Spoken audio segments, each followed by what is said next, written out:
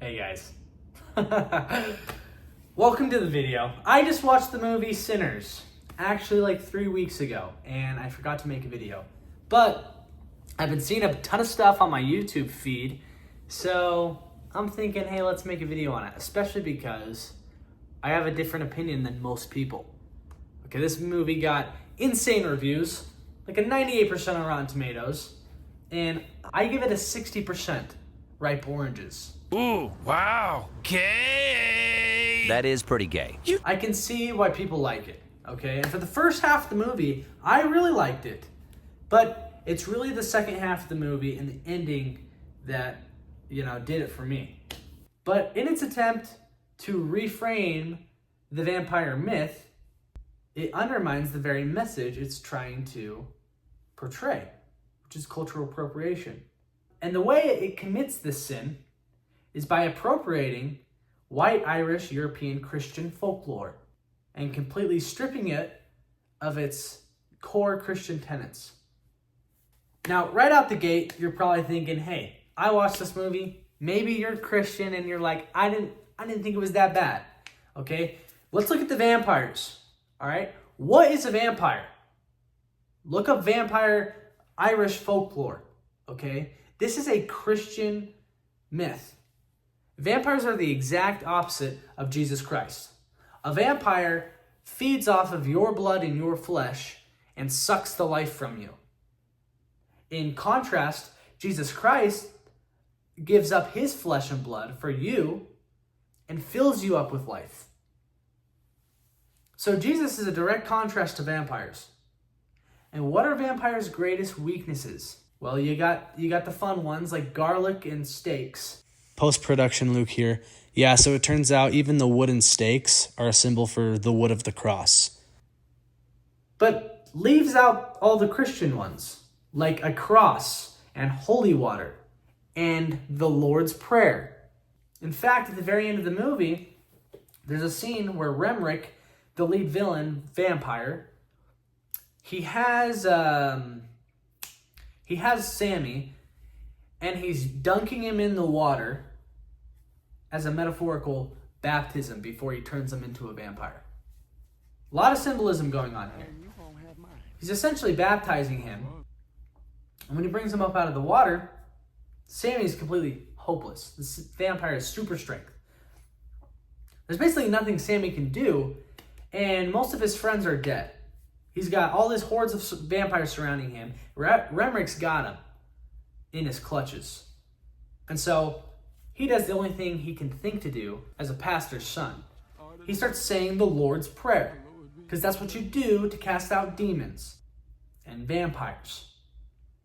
And as he starts saying the Lord's Prayer, Remrick finishes the Lord's Prayer, symbolizing that, like, hey, God's not going to help you, dude.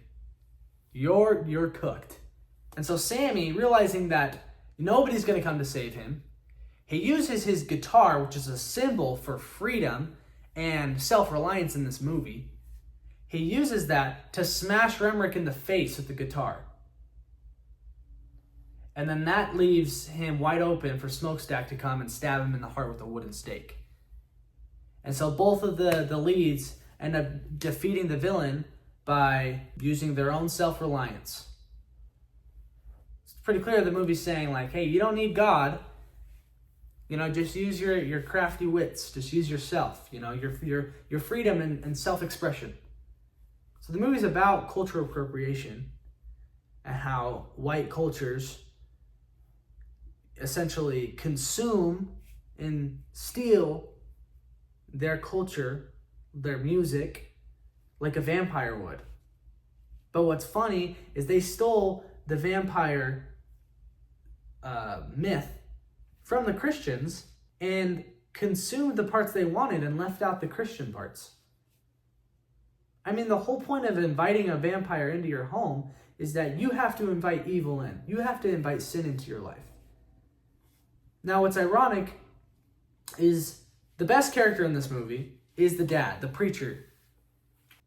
And the dad gives Sammy some advice before he goes out to the juke joint. Because, Sammy's growing up, he's his own man, he's going to make his own choices. But his father's still going to give him advice. And he says, listen, if you dance with the devil, someday he's going to walk you home.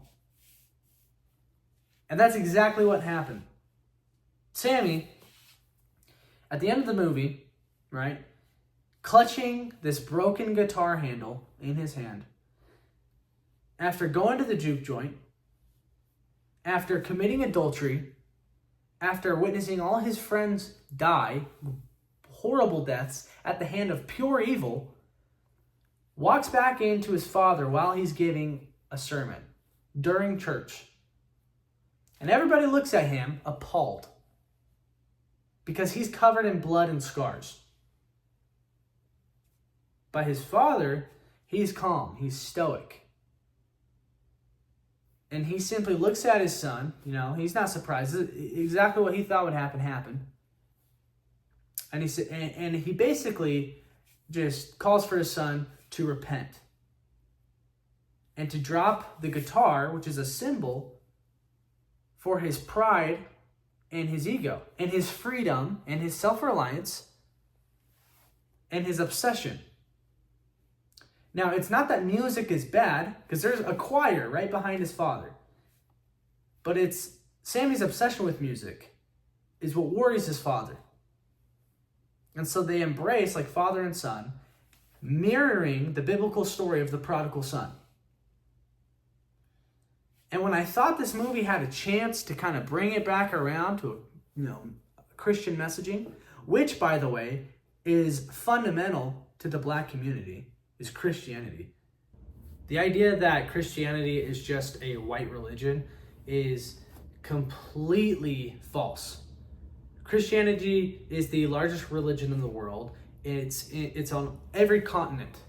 There's more Christians in China than there is in Europe and America. What's funny is that Christianity is intertwined with black culture. Literally, Ethiopia was evangelized to in the 1st century. One of the first countries that Christianity was brought to was Ethiopia. And like 80% of black people in America are Christian. The largest demographic of Christians, I'm pretty sure, are black women. Okay, and so they finally had this chance to bring it back around. And Sammy walks out with his guitar still in his hand, rides off into the sunset. And we see at the very end of the movie, he's an old man still playing music. And he has a drink with the vampires who killed all his friends. So another scene I thought could have been freaking sick that they kind of, ended up making not as sick. I feel like I'm really serious this video. I'll try to lighten up a little bit, even though the scene is pretty dark. There's this scene where, Smokestack, he's preparing for all the KKK members to come and kill him, but he's got his World War II gear ready to go, and he took off the voodoo necklace. He's ready to die, and he takes out all the KKK members, but not without sustaining a little bit of damage. And so he goes down, and the main KKK member is bleeding out, like right in front of him. And so he takes a cigar from the like evil guy, and he starts about to light up, like right before he kills this guy. And just as he's about to light up, like he looks over and he sees his wife and his child that died in childbirth in his wife's arms. And it's like this moment where like we realize that Smoke is dying, and he's seeing his family beyond the veil, and like you can see his attention go. And he's not even focused on the villain anymore. Like he's completely pulled into the peace of afterlife. He's looking at his family, and his wife is like, hey, if you put out that cigar, I'll let you hold the baby. Almost like symbolically saying, like, don't even worry about that anymore. Like if you just put away that life and come live this life with us. Put away the vengeance and the heartache and sin of that world, and come join paradise with us. And just as I think he's about to pass over in peace, a very Christian message, the freaking KKK member, the villain's like, please don't kill me, sir, I'll do anything. And then Smokestack blows him away with his machine gun. And it just like ruined the moment. And then he holds his baby. He's like nothing happened. And it's just like, dude, come on. You did that scene could have been awesome. But maybe you guys think I'm being crazy. Like, you're overthinking it, man. Whatever. Another one's the voodoo, okay? Who's the one person in this movie that knows how to defeat the vampires? It's not Sammy. It's none of the brothers. It's none of the other Christians. It's not Sammy's dad. No, it's Smokestack's wife. The voodoo girl. She knows all the ways to hurt a vampire. None of them being Christian. And she gives Smokestack this like amulet thing, and that's what keeps him safe from the vampires. And voodoo is obviously something that, you know, Christianity warns against. You know, the occult. You actually have to be ignoring these things to say that this movie isn't, at least, if it's not anti-Christian, it's very pro, self-reliance and pride. That's not to say that this movie was horrible. I think the cinematography was great. I love folk music and soul music. Like black gospel music and black like blues, that's got to be one of my favorite genres. The best part about living in America is we partake in each other's cultures. It's not cultural appropriation to just enjoy another culture. And I know that's not what the movie's necessarily saying, but by acting as if it's a crime to adopt other cultures into your own, while the movie literally does that with Christian folklore, it's just ironic. But the acting was great. I thought the casting was really good. Again, I really just think it's the second half of the movie. Sinners is visibly arresting and thematically ambitious. It critiques cultural exploitation, it elevates black history and music, but it empties its borrowed religious symbols and rejects the spiritual framework that it originates from. The whole point of Christianity is that you can't save yourself. The only one that can save you is Jesus. It's God. You know, you're surrendering yourself to a higher power. You know, that's what sin is all about. It's recognizing that, you know, we're flawed creatures. But we're made in the image of God, and we're made for something more. And when you surrender to that, that's when you become something more, you know, something greater. I will say this, it had my attention the whole time. I think that was why I was so disappointed, is that like I really wanted the movie to be good. I thought all the actors did a great job. I thought the music was amazing. The pacing was great. The set design was great.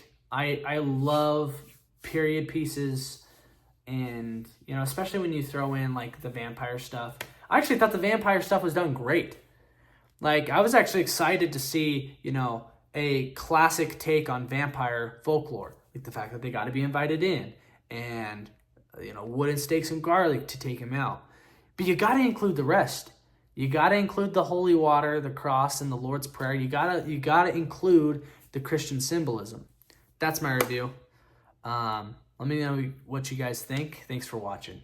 See you later.